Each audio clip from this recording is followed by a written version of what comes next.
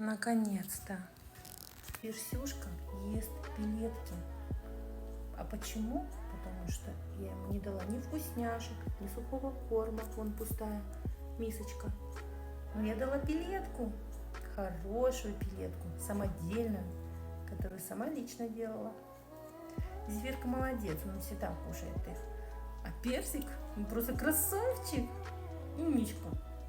Наконец-то ты поможешь своему ЖКТ. Хотя бы этим. Сено у нас не любитель кушать. Иногда ест сушеную травку всякую. Ой, может объесться сухого корма, но я его специально не насыпала. Поэтому пилетки само то.